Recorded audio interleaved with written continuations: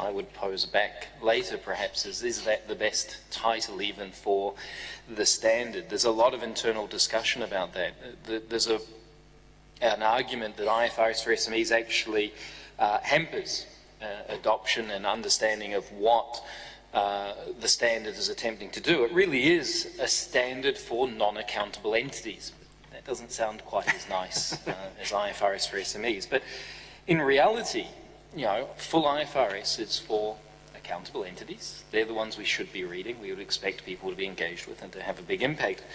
IFRS for SMEs is not intended for a broad market in quite the same sense and to have quite as far a spread. I think it's important to remember also that unlike IFRS, full IFRS, that we would like to see positioned as a global standard. We believe encouraging cross-border trade and all of the good things we talk about when we talk about full IFRS. IFRS for SMEs fulfills a different role for us. It's not intended to be a global standard necessarily.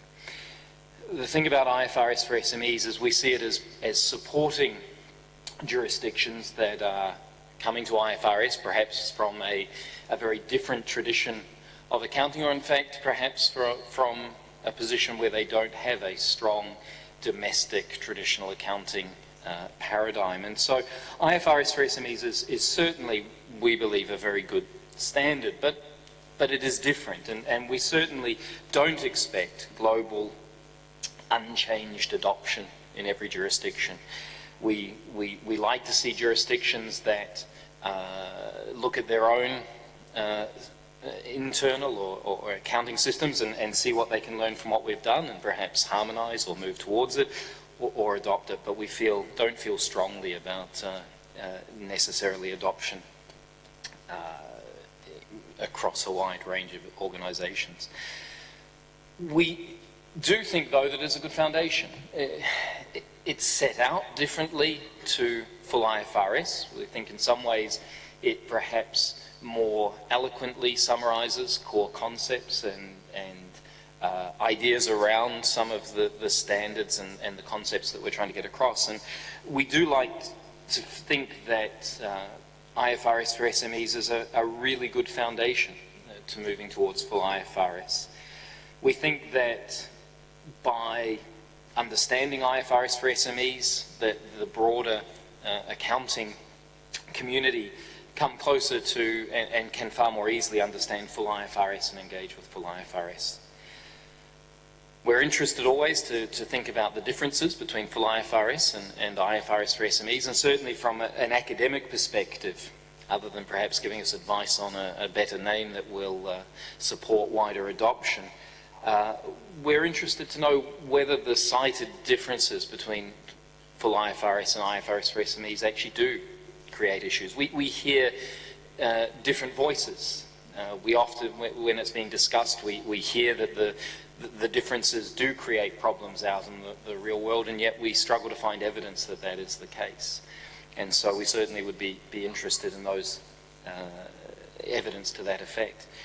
But we think that the sort of non-accountable sector is vital. We think that IFRS for SMEs is doing a good job from the evidence that we can see in the countries where it's been adopted, and we do think that it does support a strong and profession that is able to engage with full IFRS. I guess those would be my opening points at this stage.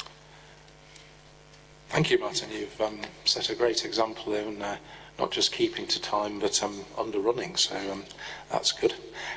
Now turn to Nadia, who's Professor at ASE in Bucharest, who'll reflect on maybe some experience in Romania with SME accounting.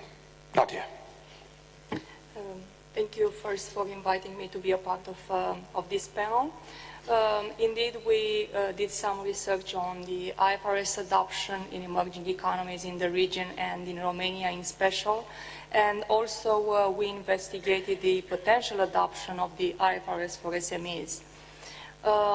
I would like to bring two dimensions into the discussion of the decision regarding the potential adoption of the standard. So first we have the economic cost-benefit analysis. And most of the discussions around the standard, the comment letters, were built in this direction. On the other hand, there is a political angle, and based on our experience in emerging economies, this is extremely important. And even if in theory, these two should go hand in hand, there are cases when the political decision is based on other arguments. And here I will bring some examples from Romania.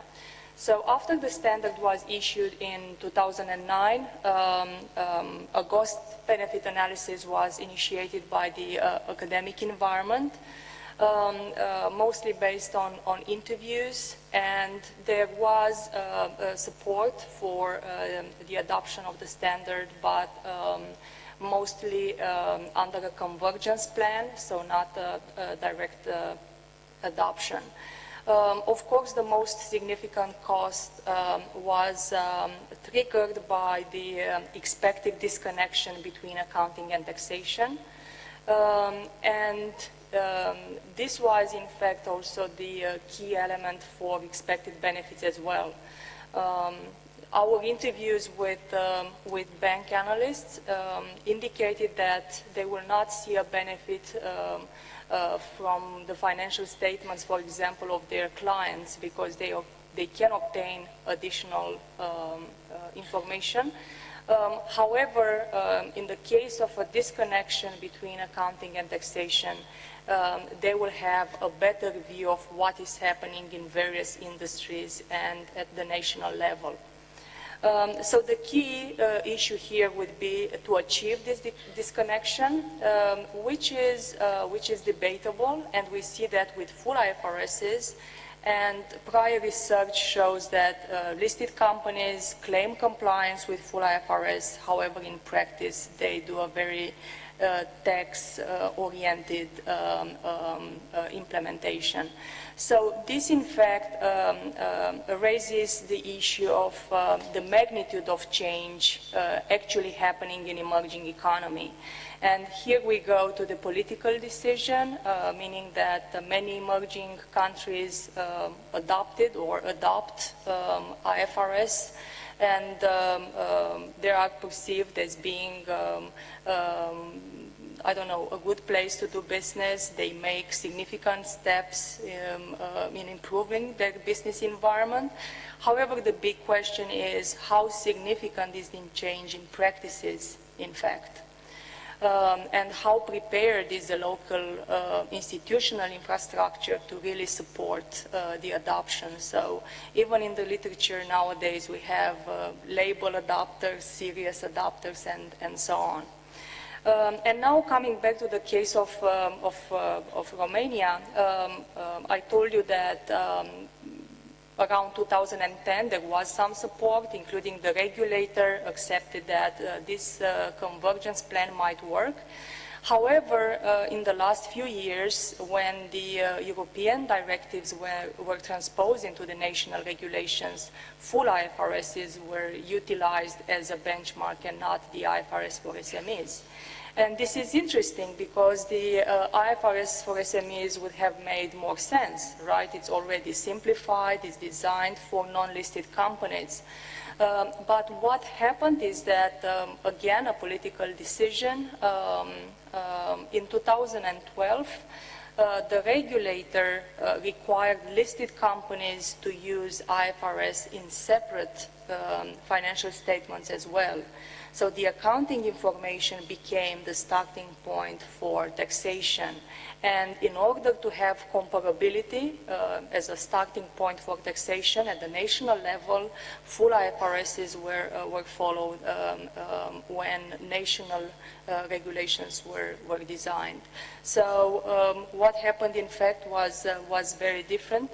And I think that another argument would be in this case the existing expertise with full IFRSs, even if there are very few differences in terms of measurement and valuation rules between full and IFRS for SMEs. The regulator already has the experience, and their life is not easy, right? They have to deal with European directives, full IFRS, tax regulations, and bringing the IFRS for SMEs on the table would bring additional complexity and difficulties in issuing national regulations. Thank you. Just as I was about to indicate that 7 minutes were up, Nadia stopped speaking, so thank you very much. You've set a great precedent here for Maria Dolores and for Joachim. And I hope you're already spotting that there are some great issues for discussion arising. I didn't know the Romanian story, but it's probably not the way that people would anticipate things working. But when you get in a real national environment with its politics and the practicalities of being a regulator, then things might not quite work out in the way that we'd anticipate.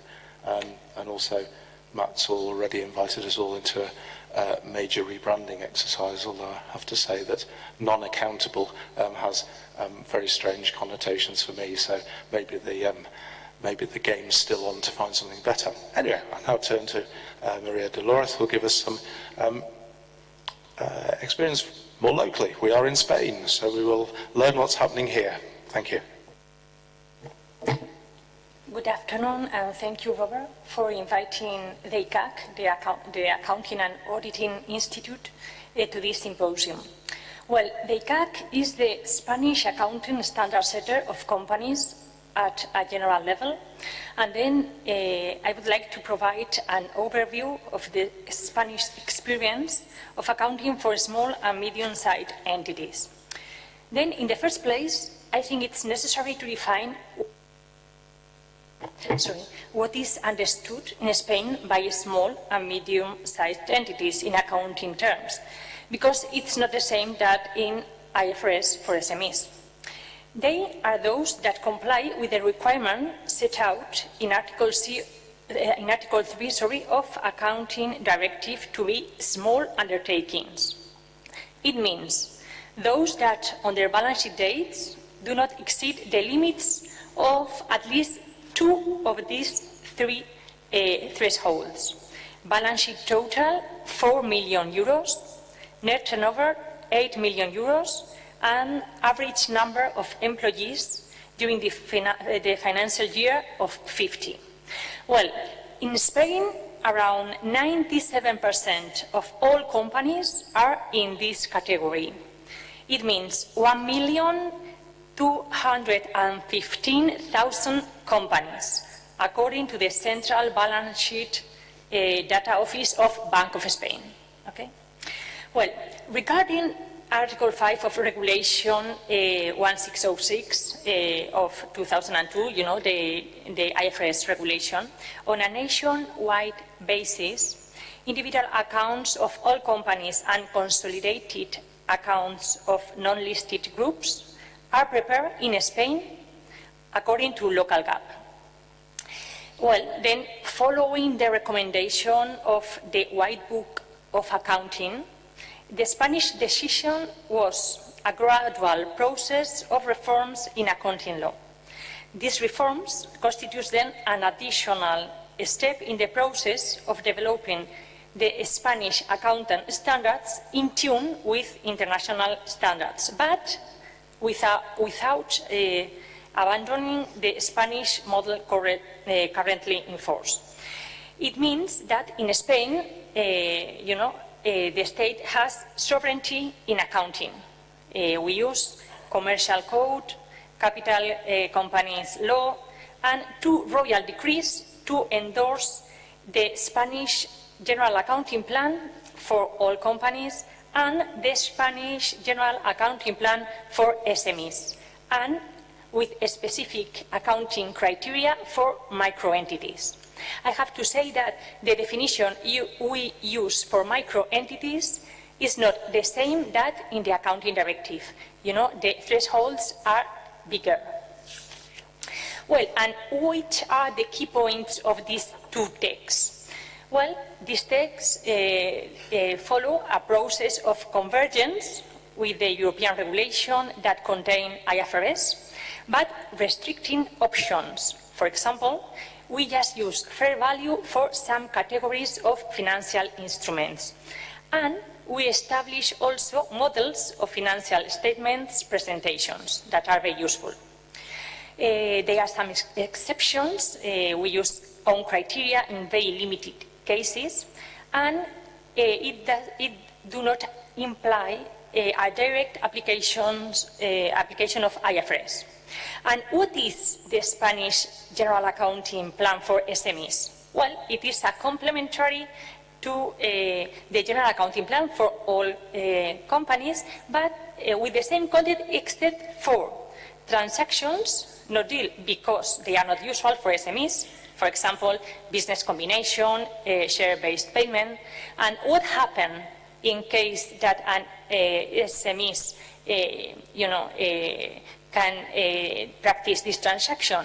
If this occurs, they have to apply the General Accounting Plan for all companies, the standard contained in this plan for that transaction.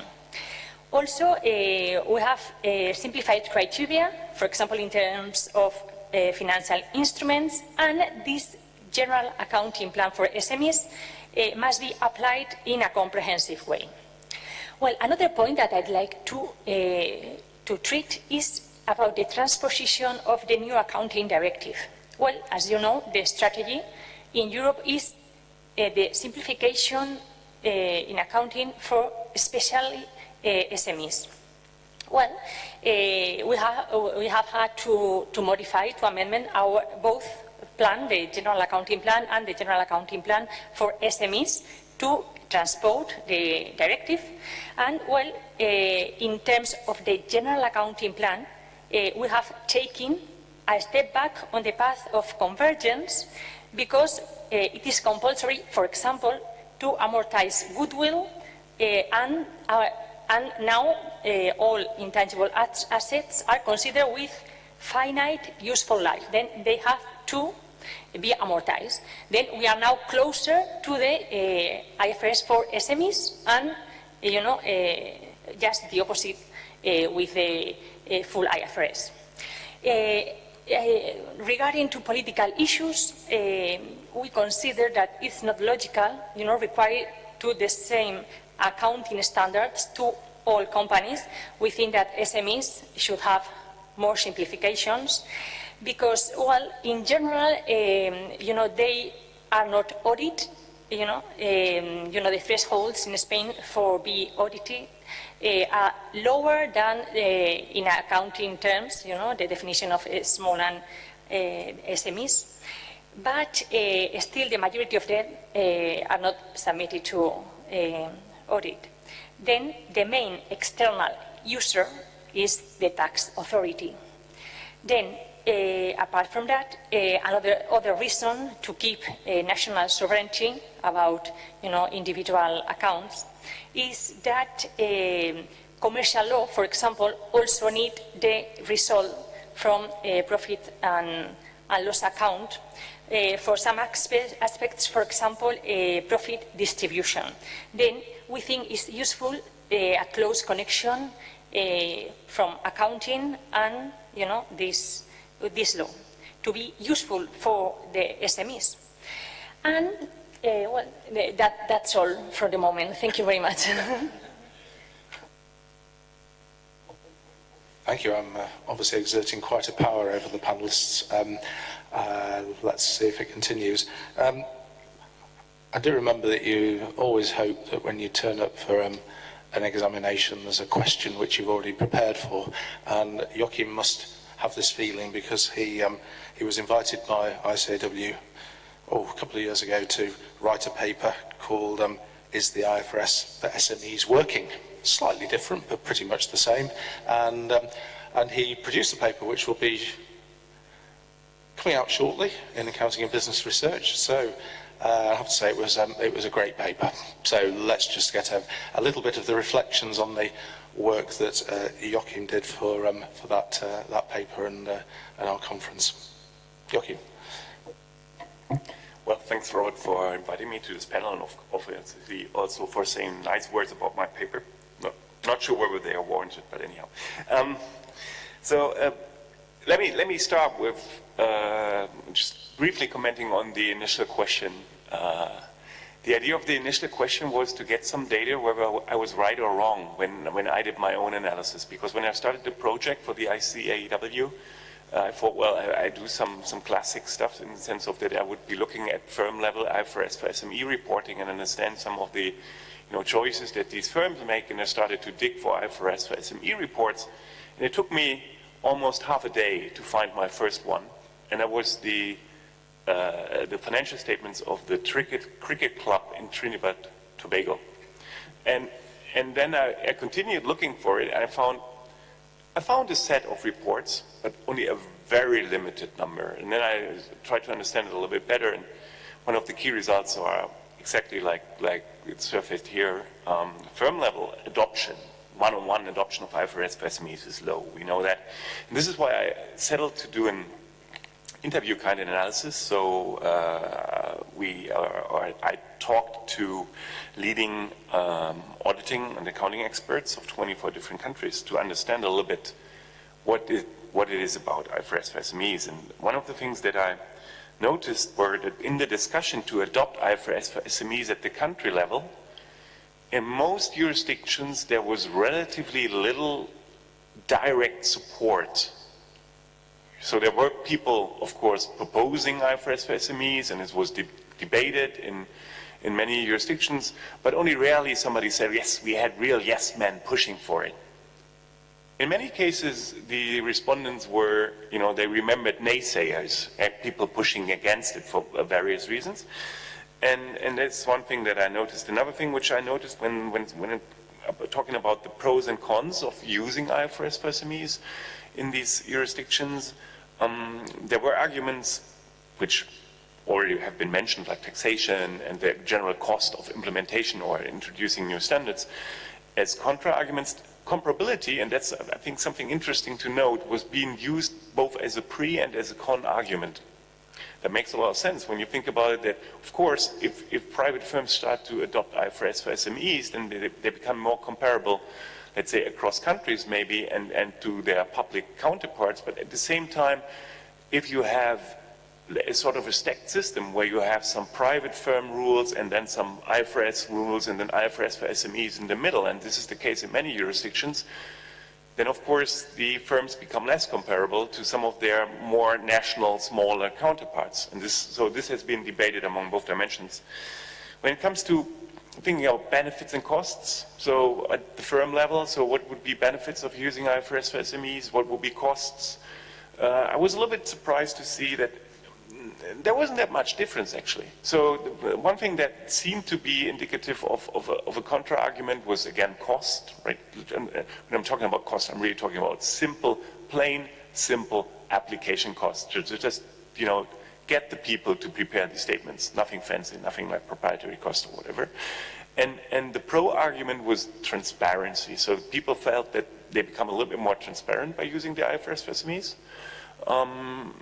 Other things like, for example, taxation, debt, managerial compensation, all of them didn't really seem to matter that much.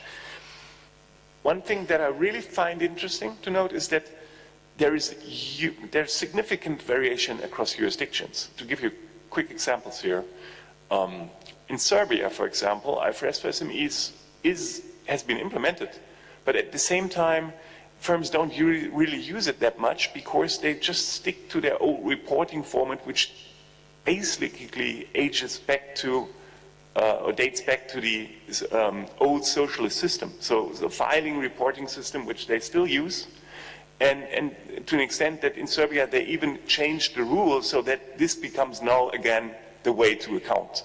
Yeah, so they just reflect on reality, I guess. And whereas in South Africa, the one country, I'd say, IFRS for SMEs is really widely used, based on my data.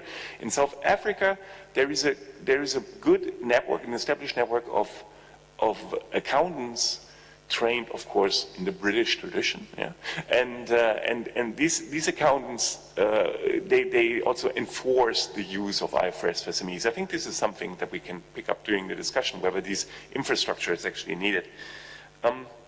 I also would like just very briefly to touch on a more general topic with relation to IFRS for SMEs, and this is the question whether private firm financial transparency is actually an important governance dimension for countries. So what I found is that there is substantial variation in private firm financial transparency across jurisdictions. So one extreme, Sweden, the other extreme, Japan. And if you don't like Japan, think about the US also as being a country with relatively low levels of private firm financial transparency. And of course, you could assume that these countries have made wide choices, so pick the transparency regime that fits best to their overall governance structure. And one thing which I find to be relatively interesting also from a researcher's perspective is that it correlates heavily with the capital market, the organized equity capital market. The larger the organized equity capital market, the lower private firm financial transparency. Okay?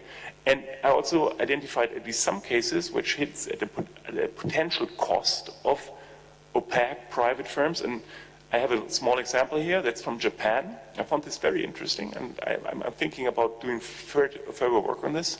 So my interview partner from Japan, he told me that he really thinks that the low transparency in Japan is a big problem. And I asked him why, because we were talking about privacy being a good thing, and in Japan, obviously, this is the case.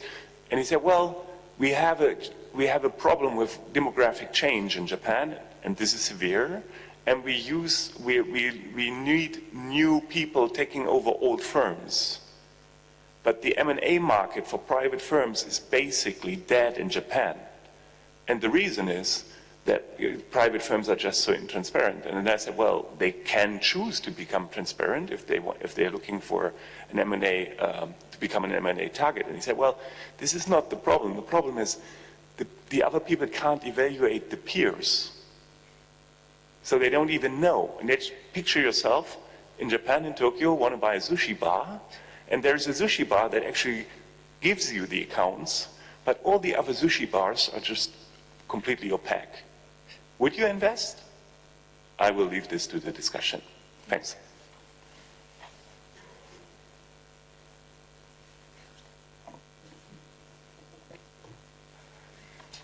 Thank you. So congratulations to everyone on keeping pretty well to time.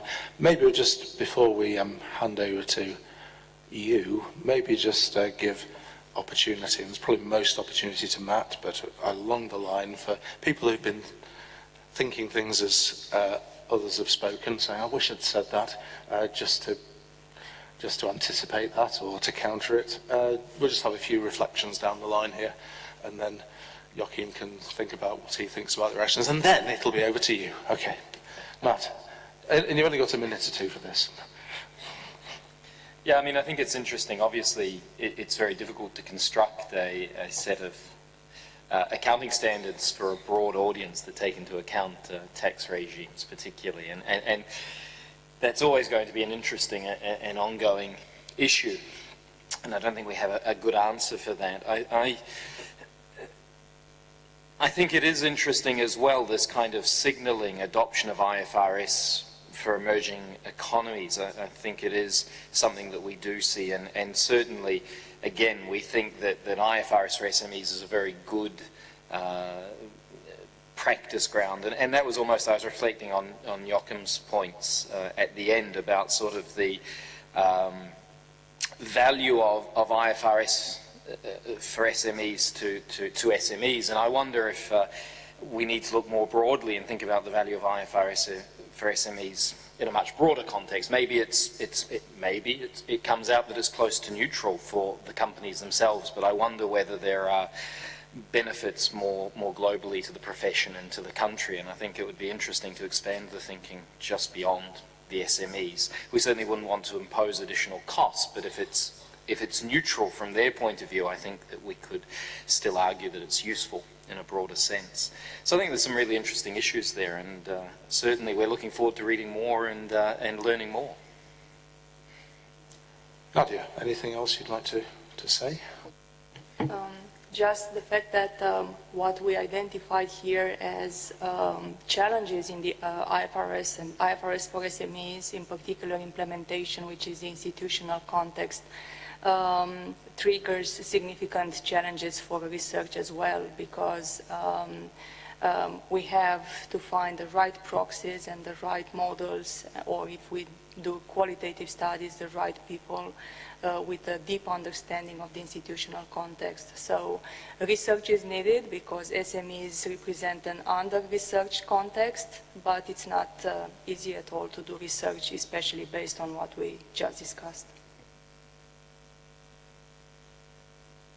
Well, you know, from my point of view, I can't talk to you about the Spanish experience because we don't follow, you know, but I think that we are very close to this standard, and we took them into account when we passed the, you know, we endorsed our general accounting plan for SMEs. Then I think that it's very useful, you know, for small and medium-sized entities. That they have a special set, you know, because the objectives are completely different than from the big ones. Thank you. And I think for me that sort of illustrates a point that we might need to think about the benefits of standards in a far broader way than we conventionally think about them for IFRS, because I sort of reflect on that experience in the UK, that having something which is a point of reference can actually bring a discipline to discussions at a national level which wouldn't be there otherwise. But it's not a kind of standard benefit of standard setting, it's just, well, why wouldn't we explain why we're doing something different? So that's maybe encourages us to think a lot more broadly about possible benefits, which probably in line with what Yoki was saying, that fascinating Japanese example. That I mean, who would have thought of that? Maybe one quick point, if I may, about the issue with compliance, because I really think that this is important, especially in the in emerging economies, but also in established economies, because we're talking about very small firms here. We're small accounting departments, single person or just an advisor, and of course there is a lack of education. So it doesn't really mean that these people don't want to, but they simply can't. And one problem that we have here, when you think about a country which has IFRS, let's say, for the upper end of the market, and IFRS for SMEs for the, let's say, for the middle tier, and then something else for the lower tier. If IFRS from SMEs is not around, then everybody is forced to do IFRS, and this is the case in many countries. It's almost impossible for these companies to comply to IFRS. So that means IFRS becomes cheap talk then. Yeah, so sometimes it's needed to have IFRS for SMEs or something simple as an easy option, so that IFRS can actually be enforced. So I think this is something that needs to be understood in combination. Thank you. So it's your turn, nearly your turn there. I'll ask another question, because I think without congratulating ourselves too much up here, we should have identified quite a lot of interesting research possibilities around the IFRS for SMEs. So now, assuming I've got an audience which is largely a research audience, or an audience which meets and mentors and develops young researchers, let me ask another question. Would you recommend conducting research on the IFRS for SMEs to a new researcher? Would you recommend conducting research on the IFRS for SMEs to a new researcher? And I appreciate that there's lots of issues of institutional incentives and so on behind that.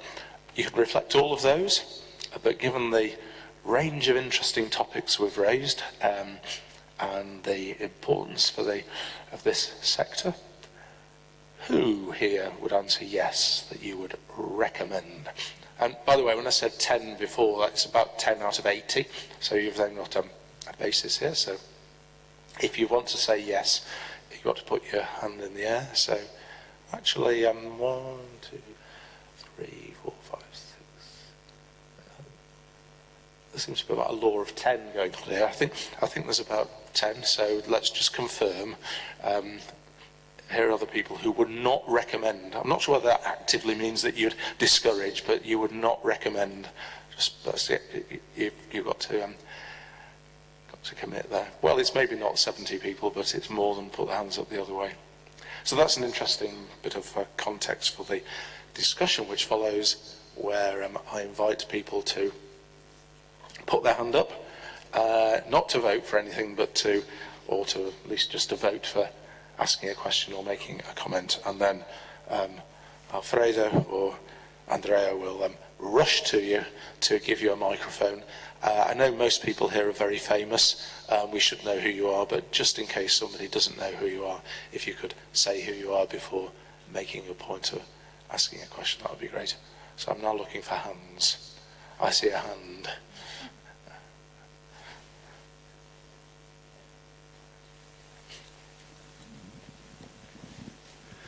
My name is Martin Hogendoorn. What I'm now going to say is not necessarily my opinion. Maybe it's for discussion, but I hear all the people saying as positive things of IFRS SME as possible, to see the best of it. But on the other hand, can we not just admit that IFRS for SME is a failure? Would we not really, what would we miss if we would discontinue IFRS for SME? Well, we would have some countries adopting, South Africa and emerging countries. They can use the latest IFRS for SME as their local GAAP.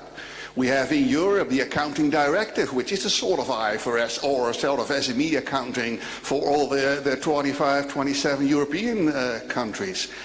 And you can wonder, the ISB should focus on the things that are most useful from an ISB standard setting perspective.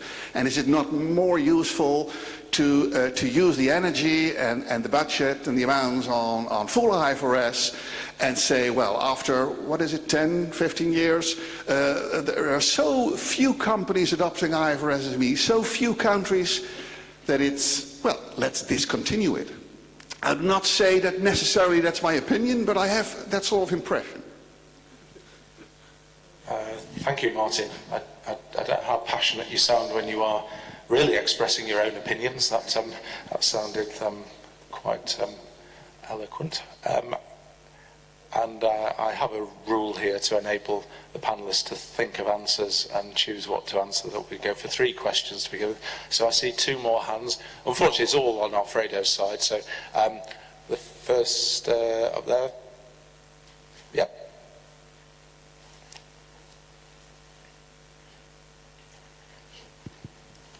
Very interesting topic. This is Mukesh Gargam from Monash in Australia. Now, I think there is a point made by the previous speaker about, is it a failure and should it be taken out or removed? Well, what's the need? What we do is, I think it's about users. If they're users who are going to benefit, then it should be kept.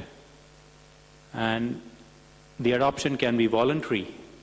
So instead of throwing away something that has been created for the purpose of SMEs, we keep it and it be voluntary. If someone wants to use it, they do it. If companies don't want to, they don't have to. So that's the point I would make. Be voluntary rather than being enforced on countries or companies based on country jurisdiction. Thank you. And then we've got a number of hands. I can come back down here. People on this side of the room, I know there aren't as many of you, but you're going to have to try harder next time. So down here. Yep.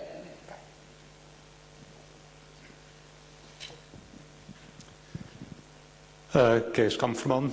I would like to add perhaps to Martin's point. I wouldn't scrap it.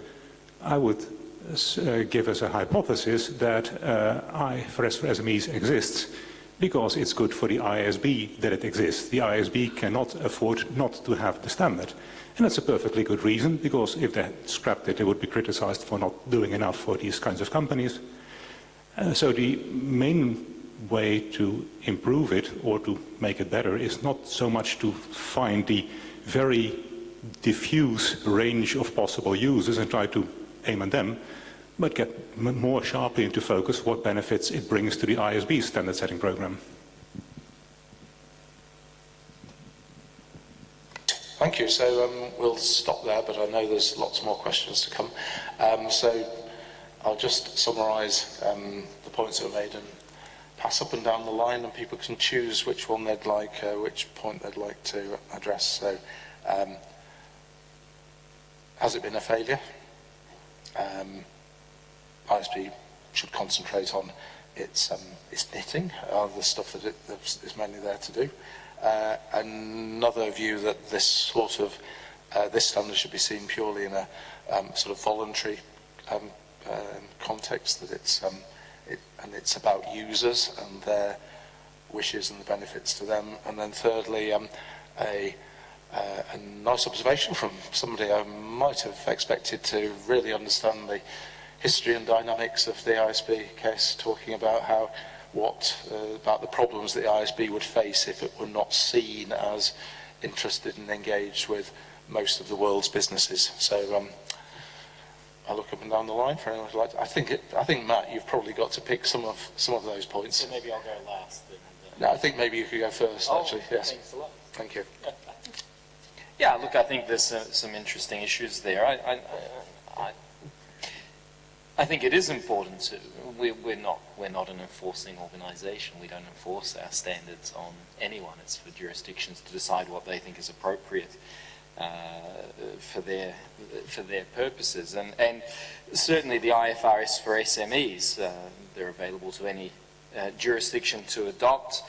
I don't think that we see evidence that it's a failure. We've had a comprehensive review. We didn't expect massive worldwide adoption. That's not the criteria by which we would judge it, I would argue.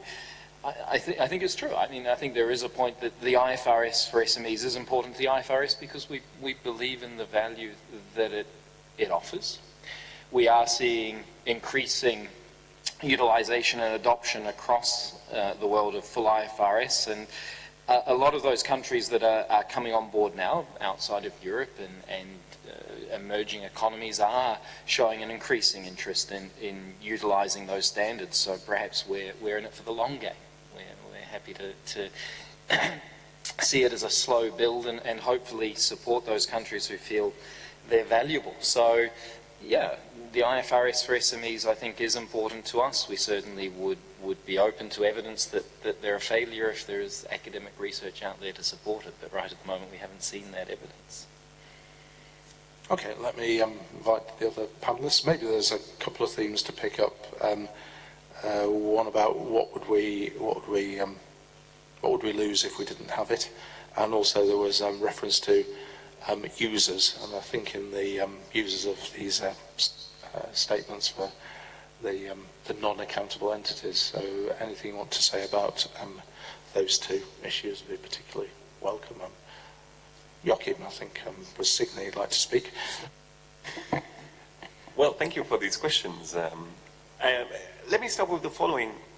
So if you say, okay, IFRS for SME, whether this is a failure or not, and you want to have an evidence-based assessment, then obviously this is not trivial, right?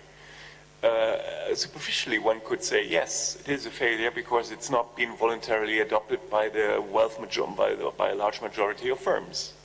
But every economist should know that it isn't, for something to be good, it's not that everybody has to use it, right? I'm a professional bike. I like bike riding. I like my bike, but a lot of people don't like bikes. So that means we cannot judge this based on the adoption rates, and I think this is not what you wanted to imply. At the same time, it's interesting to think about, well, what are the benefits of IFRS for SMEs if we neglect the idea of voluntary firm adoption? And I think here it's important to stress that this is not for every country. So the countries where I think that IFRS for SMEs might be helpful or can be helpful are countries that are emerging countries that are on a growth pattern and that need a financial accounting regime which is scalable, in a sense that they have something they can use relatively quickly, they have something with an upward potential, and that it has some limit of comparability with, let's say, full-fledged IFRS. I think for these countries, IFRS for SMEs is actually a very good blueprint. Whether they implement it as their own set with modifications, like the emerging country UK, or whether they adopt it as it is something which is obviously up to decision. That what I want to stress here is that this adoption comes with significant costs in terms of education and infrastructure. And here I, to some extent, share the concerns raised by the people asking questions, that maybe it's for some countries, this is still too much. It's still too complicated, it's still too, the infrastructure that they need to have such a financial accounting regime is just not there, and this is because it might not be that good. Keith, I like your idea about the IFRS for SMEs as an important input to the ISB, and that the ISB needs the IFRS for SMEs. I think there was public pressure to the ISB to do something for private firms, and they responded. And there are things that we could debate. For example, we could debate whether the ISB is the perfect standard setter for private firms, whether there could be another standard setter for private firms. And there are things that we could debate about whether there's cross-fertilization from the IFRS for SMEs towards the full IFRS. I mentioned this compliance issue, but I think what is really important to the ISB is that not every firm is forced to use the full IFRS. And in these jurisdictions which have nothing else in place, this is the outcome without IFRS for SMEs. They introduced the IFRS for everybody. And for example, Serbia in the past had this. And I think the financial statements that were a result of this were pretty far away from something that we would consider to be full IFRS. Thanks. Thank you. Nadia. I totally agree with what Joachim said, and in the same line, I think that the Siegel's law apply here. You probably know it. A man with one watch knows for sure what time it is. A man with two watches never knows for sure. However, the surface interpretation of this is that having full IFRS and IFRS for SMEs as potential blueprints or points of reference for emerging economies might create diversity and problems. However, if you have only one watch, you don't have a basis for comparison, so you don't see problems and you don't find solutions for improvement.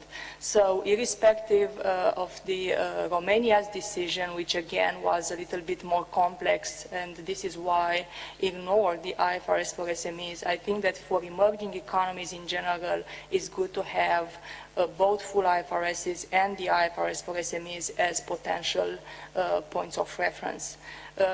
It's more job to do for the national regulators, but it's good to have both of them and compare them. Thank you. Maria. Thank you. Well, I think that IFRS for SMEs are very useful, especially in countries, that need this resource because they need a higher discipline in accounting terms. But perhaps one problem would be the wide definition, from the IFRS for SMEs, Then, because it's in the same package, such a high, number of, companies could be a little difficult to manage. For example, in our case, some issue that is very appreciated for our SMEs is that, in Spain, we have a body to give a solution to the concerns they can have to interpret the standards. Then this issue should be solved, I think, also from the ISB, maybe, to be more useful. Thank you. So we have another round of 3 questions. I hope we have one over here. So we'll definitely take... Oh, Andrea, you've left your customers here. We've got one over here. Yes, hello. Irene Karamano. I'm from the University of Cyprus. And because you began the session asking this question, whether we would recommend to someone to do research in SMEs and accounting standards for SMEs, I was trying to think about the research questions that could come up. And what I have noticed here is that we mostly focused on the costs of the application, but we haven't really specified the potential benefits. And again, as an academic, I'm thinking of a lot of potential benefits that could arise. Some of them are clear, some are less clear. For example, you also mentioned something about the banks, that if they need the information, they will get it anyway in other ways by contacting or asking the specific information from the companies themselves. So maybe that's a potential benefit, right? We have a user group right there who would actually want to see statements, right, under a regime that they trust. Would we need them for better corporate governance, right? I mean, even for private companies, we have smaller and larger investors, shareholders. Would this information be useful to the smaller shareholders? You also talked about comparability. And this is what I am not really sure, how we would actually measure comparability and why comparability would actually affect or be a benefit, given that the financial statements are not publicly available for most of these firms, right? So how do we measure comparability? Thank you. Thank you. I think there are a few questions in there, but we won't count this as 3. We'll have 3 people, so I think you choose out of the 3 hands which 2 you want to choose this time. Thank you. My name is Gavin Reid. I'm head of the Dundee Business School at Abertay University and Professor of Economics and Finance at St Andrews University. The point I wanted to pick up was Joachim's point on scalability, and to think not so much is this a failure, but is this form of reporting relevant to a particular firm type, and might we want to encourage that kind of firm type? Now, just as a matter of pre-announcement, I am speaking on this topic at 9 a.m. on Friday. I hope people will be up after breakfast for that. And it's something I've done research on for a number of years, including recommending PhD students that they might work on it.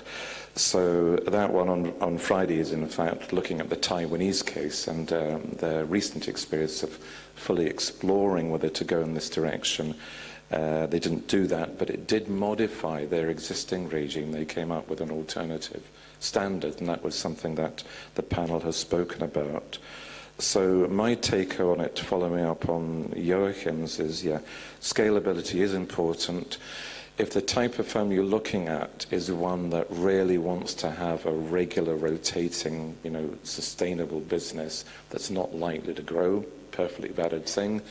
It's a sustainable business, it gives employment over a long period of time, nothing wrong with that, but it hasn't got growth potential, then this standard for SMEs may not be relevant.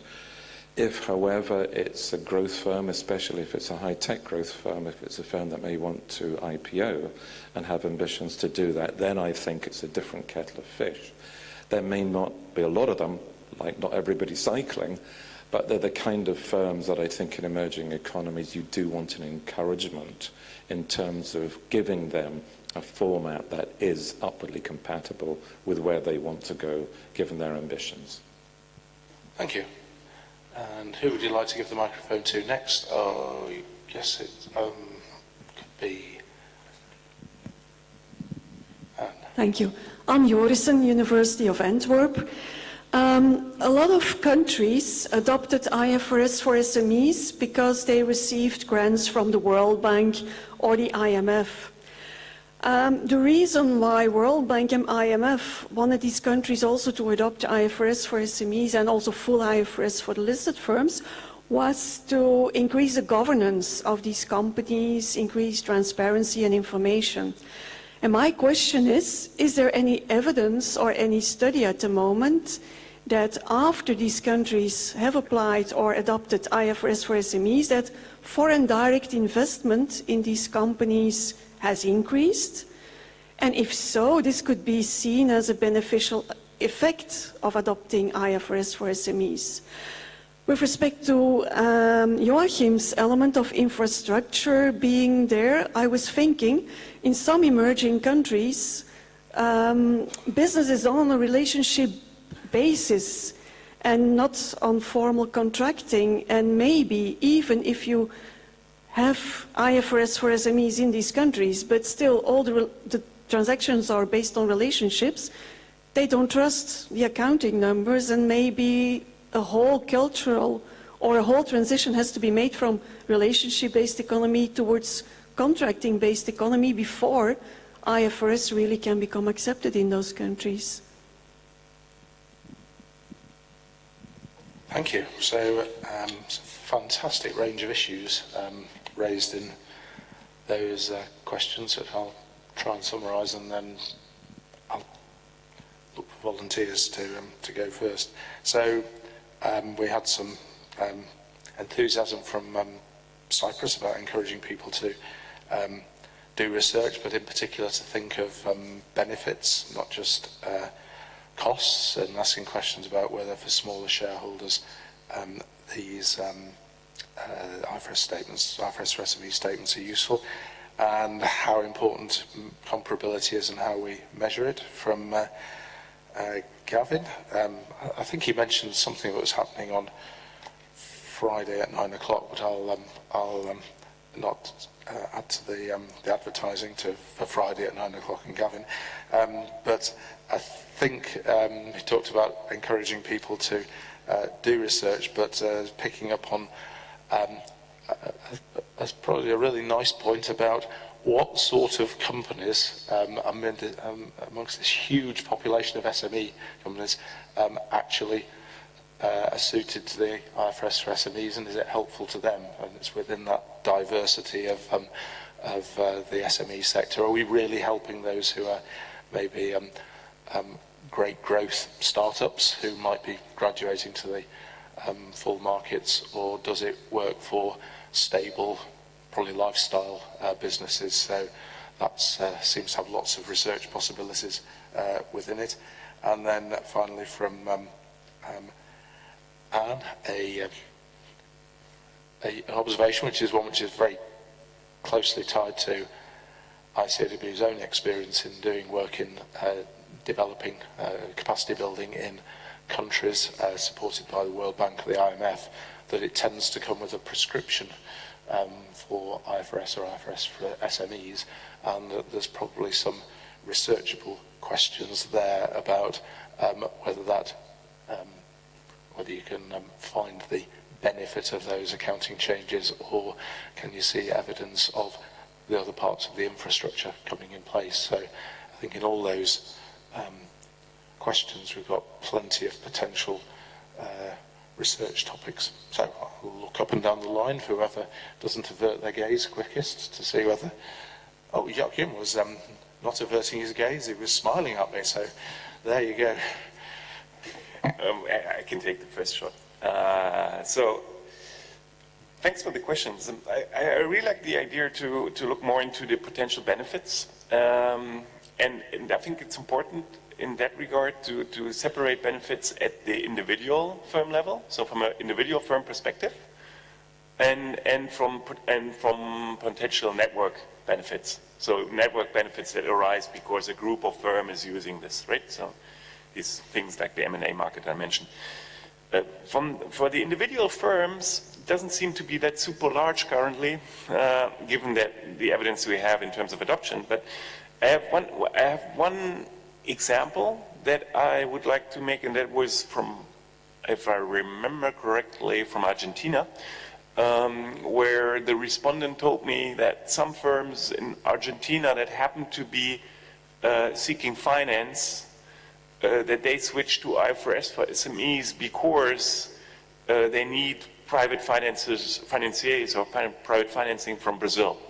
In Brazil, IFRS is more common than in Argentina, and this is why they switched to IFRS for SMEs in order to communicate more efficiently. So obviously potential questions here evolve around whether there is some IFRS adoption effect with a spatial component, so that, say, people in countries or firms in countries close to IFRS land are more likely when they need financing to adopt IFRS for SMEs. I like this scalability story. I have to confess that I'm leaving Friday morning, but I like the scalability topic myself, and I think it's really interesting to think about this. Here I also have an example from my interviews. In the Ukraine, IFRS seems to be relatively popular, also with relatively small firms, and as the reason why these firms like to follow IFRS, there were made two arguments. One was, well, yeah, again, compliance enforcement is not so tough, so it's not so costly to adopt IFRS, label adopt IFRS maybe. And the other was, well, everybody wants to grow. Yeah, everybody wants to be bigger. And this is why they felt that if they would do something which wouldn't be IFRS, then everybody would say, you don't want to grow, and then this looks just small and boring. By the way, we also had a debate about whether the name IFRS for SMEs, small and mid-sized, might be a problem in some of these jurisdictions, because it then looks like, well, you're doing IFRS slide, that's uncool. And this is something which might be worth looking into a little bit more. And your questions about the World Bank's policies and effects on FDI and relationship-based versus contracting-based, let's say, firm procedures, both very interesting. So I thought about the World Bank FDI stuff at some point in time. And here I'm playing the endogeneity police again. So it will be inherently hard to separate the effect of IFRS from SMEs here, because whenever the World Bank steps in and we're financing, of course, it's a bunch of stuff that they do. But maybe one explores the institutional setting in more detail, and one can come up with some sort of variation that would be interesting. From a descriptive standpoint, I think this is one of the nice questions if people are interested in emerging economies and the role of transparency in emerging economies, and I think we should. It's really an important topic, perfect link to development economics. Yeah, you can do something good for a change. So relationship-based versus contracting, that's something, a topic I find absolutely fascinating, also from a development economics perspective. And in development economics, this relationship-based management is normally seen as sort of a friction to growth. Yeah, so you can have relationship-based business models. They work perfectly fine and they're relatively stable, but they don't scale. So they scale to a certain amount, but then normally they flip into bribery-based business models, and that's relatively inefficient. In most countries, not in everyone, I guess. So it would be fascinating to think about this a little bit more, especially with regards to a change in business models when you think about online business and the ability to scale good business ideas relatively quickly. Then obviously it's fascinating to think about whether this relationship-based type of communication is a friction, and whether, let's say, standardized accounting could be a way to mitigate these frictions. So interesting stuff. Thank you, Joachim. And we've got another contender for Matt's rebranding. It's called IFRS Cool. That would be good. And I've now learnt a new phrase about the endogeneity police, but I mean, actually that point about the impact of the IFRS for SMEs is no different from the impact of IFRS, which, for example, in Europe went along with a whole range of other institutional changes, so it's quite hard to isolate the effect, and maybe you should think that it's kind of part of a movement where you need to change a lot of things at the same time, rather than saying that it works in isolation. So, sorry, I'm not a panellist, I shouldn't be commenting, but there are interesting points being raised. I look up and down the line for anyone who'd like to pick up anything that Joachim didn't cover. Oh, yes, hands going up everywhere. So, Nadia. Just to continue the discussion, I totally agree that it's quite difficult to isolate the impact of adopting IFRS in order to have benefits.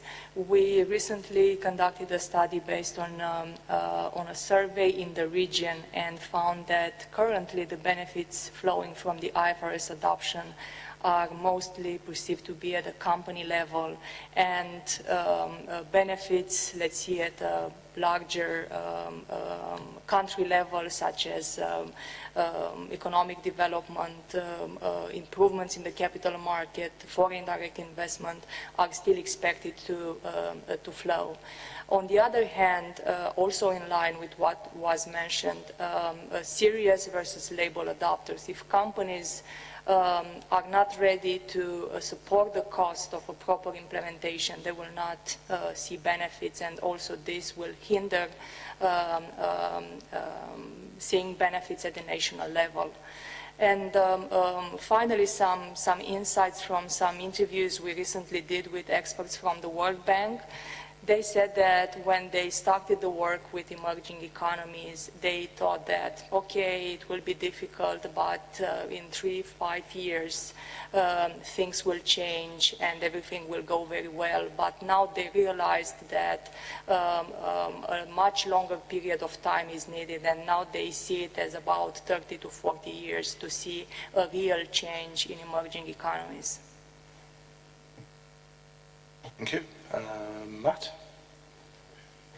Yeah, just to pick up on a couple of things. I think, one, the name, which I've already mentioned, you're absolutely right. Some of the feedback we get from South Africa is from some very large privately held firms who are quite insulted to have to apply IFRS for SMEs when they're neither S nor M. The other one, I think that maybe there is going to be some opportunities. I was listening to our middle commenter, and I think that we're going to see, and we've seen announcements quite recently of a number of emerging economies that are adopting full IFRS, and they have quite shallow capital markets, very few listed firms, but obviously the intention is to grow, and I think that that's an interesting point to pick up, and I wonder whether there is an opportunity to look at jurisdictions that also adopt IFRS for SMEs and look at actually that transition to listing and whether there's differences in the experience and capital markets between listing of entities that have come from an IFRS from SMEs background and those that haven't. So it could be quite interesting to look at a time-based kind of study. I think Maria's agreed to forfeit a slot now because that will allow us to have some time for a final round of 3 questions before we must wrap up. So still a bit underweight on this side, but I'm looking for 3 more hands. Oh, we've got one there. Excellent.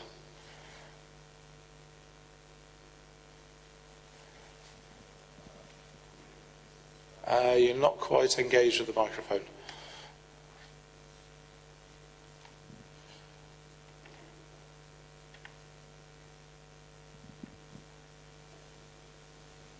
Can you sprint around with a working microphone, or the microphone's not? Oh, that sounds great, yes. My name is Loliwe, and I'm from South Africa. Oh, yes. Yes. There are some few good issues which have been highlighted. On the introduction, they mentioned issue about the lack of data, and also the issue about transparency, willingness of companies excuse me, to participate on the research, mostly the small companies. Now, what I would like to know is this. When one is doing research, in relation to the IFRS for SMEs. What is an appropriate sample? The example was made about Spain, that 97% of the companies are private or unlisted companies. Now, what will be the appropriate sample in order for one to have strong results or to have significant impact, whatever findings he will find in his research? What I have noted, I have read the paper, NIDEA's paper. They sampled 24 companies. It was maybe 5 in each company. And Joachim is talking about 24 unlisted companies. Is that, those few examples, is that a representative sample in order to gauge whether is there a good feedback in terms of IFRS for SME? Okay, thank you. And 2 more questions. Thank you. Yes, all right. Thank you. My name is Paul Andre from HEC Lausanne. I would argue that there might be a set of firms that would like to use IFRS for SMEs, and that might be actually listed SMEs. So what does the panel think about maybe just giving firms a choice? We do see on the other side that when we did give the choice in some countries to unlisted firms, some do choose voluntarily to adopt full IFRS. So in that sense, and we know that that's probably one of the most critical groups to sometimes IFRS, would that not be an option? So an open question. Thank you. And the final question. Thank you. Just there. Sue Wright, University of Newcastle, Australia. I'm interested in the panel's views on where the thresholds should apply. Should that be something that is dictated by the IASB, suggested, recommended? Should that be something that's determined by each country, depending on the makeup of industry, size of the economy, and anything else you can think of? Thank you. Thank you. So there's probably first question about Joachim's sampling, which we'll try and do quite quickly, but also I think more generally the question of getting valid research results from, given the difficulties of gathering data. We've got a challenge from Paul there about should we allow listed SMEs to apply this? Should we give more choice? And an invitation finally from Newcastle, Australia, about whether people have views on the thresholds for applying this standard, and should the ISB get more involved in those threshold issues. So Joachim first, and then we'll have contribution from everyone else before it's time to sign off. Okay, thanks for the question. So first, with regard to the sample, maybe a clarification thing, because my sample is not companies but countries. So, and I take the thing that I do, I just talk to one person per country. So, and the general idea of this is less that of a typical statistical analysis, but more of collecting knowledge. Yeah, so it's really explorative. So it's a little bit different from a typical cause and effect study, right? Now, the interesting question is, how large should a sample be in order to do something useful on private firms? Given, for example, that you're based in South Africa, I think the questions that we just discussed about relationship-based business models versus contracting-based or arm's-length business models, and the question whether changes in accounting have an effect on this. Yeah, these are very relevant questions, at least to me. And if somebody could provide evidence on this, I think the only rules that would apply to such a sample is that the general limit theorem applies, right? So if you have the best possible sample to answer this research question, and it happens to be a small sample because data availability issues and whatnot, so be it.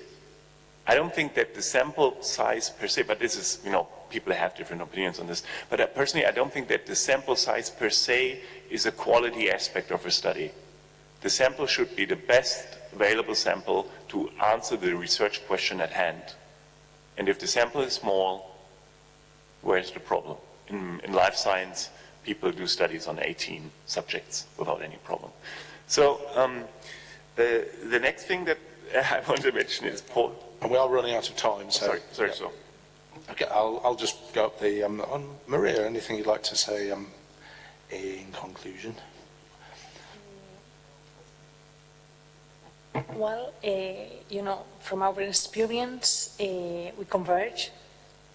We think we converge. Then, from our experience, IFRS for SMEs are a good, you know, are useful, and it's a good discipline for countries, for jurisdictions, you know, to have something like that, especially if they don't have anything similar or something like that. Thank you. Nadia. Very difficult questions, having the standard as an option and the thresholds to be used or the criteria to be used. In my opinion, the option should work very well in a context in which companies don't have an accounting starting point for taxation, because if accounting is a starting point for taxation, the regulator would prefer to have a similar starting point, and therefore the choice is not working. Otherwise, the standard would be a third requirement, right? Tax, accounting, and after that the standard. Regarding the threshold, ideally, I think that the ISB's definition is the best criterion. However, in practice, the size is easier to be enforced, and the size should depend on the economy, because statistically developed countries have larger SMEs in size than emerging economies. Thank you. And Matt, final comments. You might want to talk about that, those threshold issues and the optionality.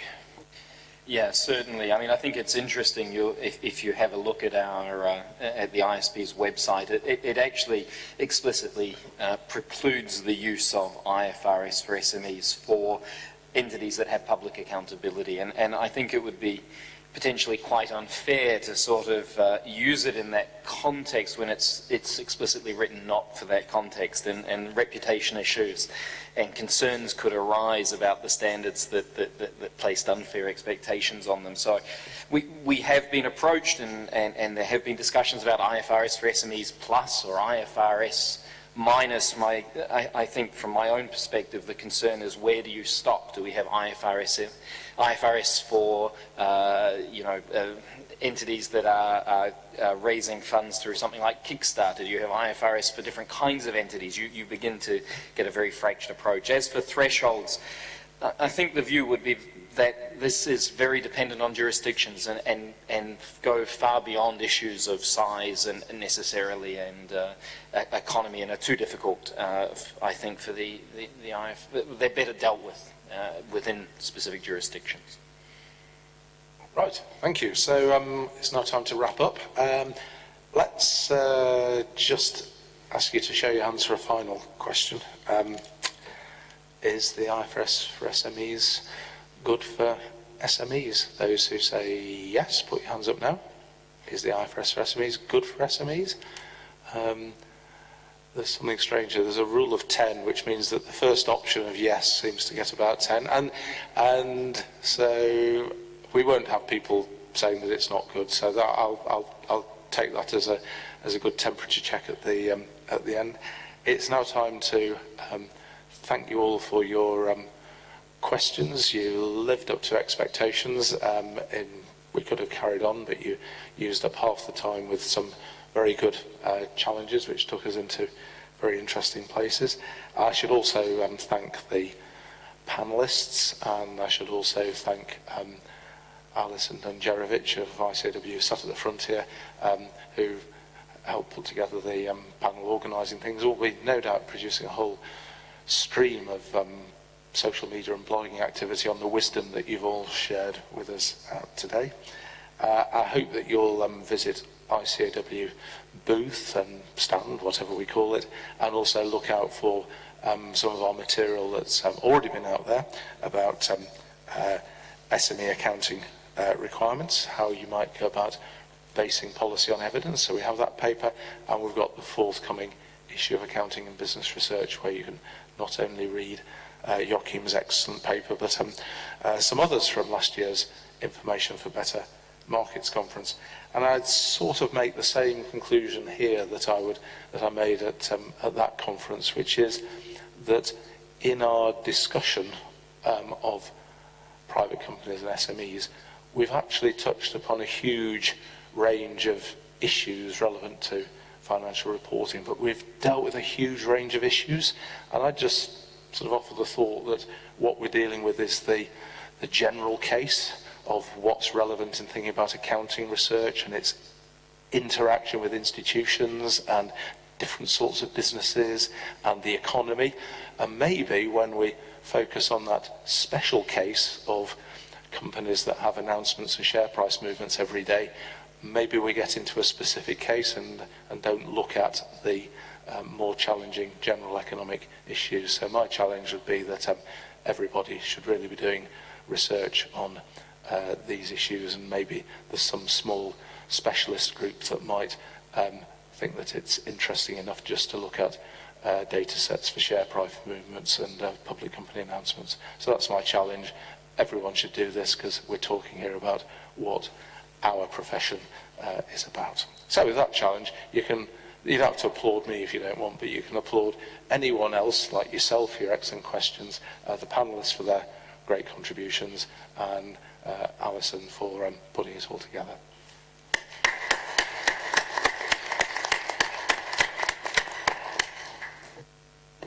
You may go now. Thank you.